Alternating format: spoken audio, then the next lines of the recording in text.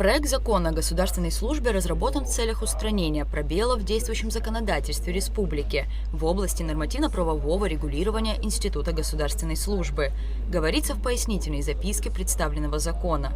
Он основан на современных международных стандартах и принципах организации госслужбы с учетом адаптации к современным реалиям Абхазии, а также интересам укрепления государственных институтов с учетом ожиданий общества. Законопроект представил депутат парламента Эрик Рштуни, который рассказал, что законом устанавливаются правовые, организационные и экономические основы государственной службы в республике. Законопроект рассматривался и в 5-м созыве, и в 6-м созыве, но до логического завершения так и не был доведен. Целесообразность разработки унифицированного проекта закона, который включал бы в себя основные институты государственной службы, в том числе институты государственной гражданской службы, являются очевидными. Представленный законопроект регламентирует систему государственной службы, принципы государственной службы, порядок поступления на государственную службу, ее прохождение и увольнение. Закон устанавливает должности госслужбы, которые включают в себя политические и административные. Как отметил Эрик Рштуни, также важным фактором является введение критериев эффективности для оценки работы госслужащих, формирование единого кадрового резерва и должностного оклада на основании единого классификатора. Особенностью проекта закона также является четкая привязка возможностей должностного роста государственных служащих с эффективностью результатов их деятельности, роста их квалификации и уровня образования, а также исключение зависимости решения вопроса должностного роста государственных служащих от наличия или отсутствия желаний их непосредственных руководителей служб. Также представленный вам законопроект вводит требования об обеспечении беспрерывной работы государственных органов по направлениям их деятельности, имеющим важное значение.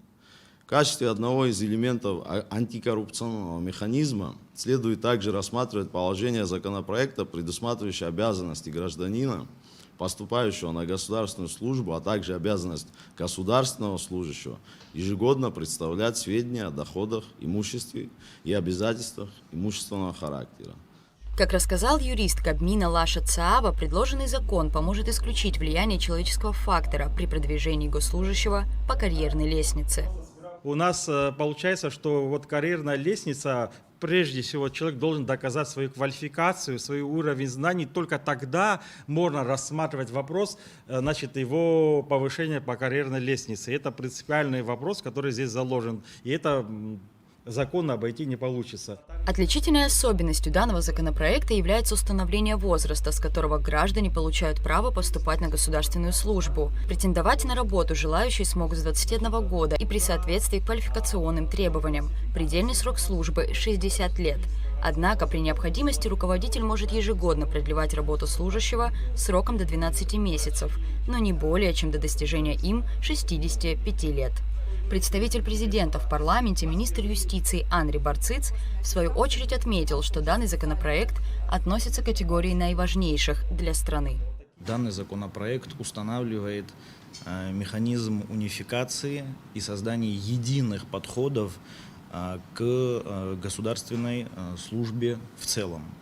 Под едиными подходами подразумеваются как административная работа, классные чины, ответственность, права, обязанности и многое-многое другое, что со своей стороны, на мой взгляд, должно привести к дисциплинированию государственной гражданской службы, к увеличению качества в сторону эффективности и такая существенная ориентация в сторону усиления ответственности в взаимосвязи государственный служащий и гражданин.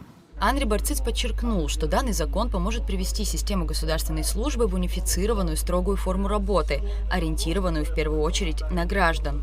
Законопроект устанавливает формы и ответы на запросы, поступающие в госструктуры. Механизмы этих ответов.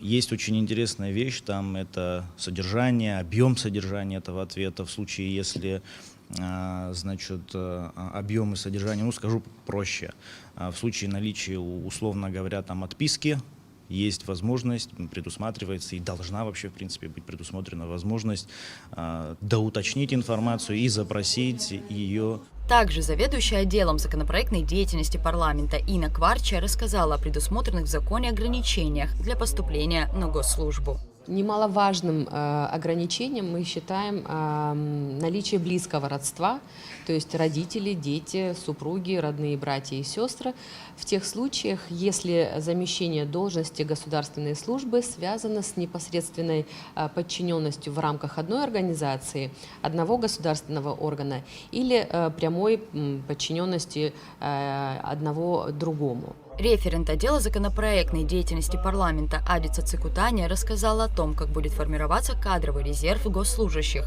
и проводиться их аттестация. Единый кадровый резерв государственной службы формируется специальным уполномоченным президентом Республики Абхазия органом, который будет заниматься всеми вопросами данной области.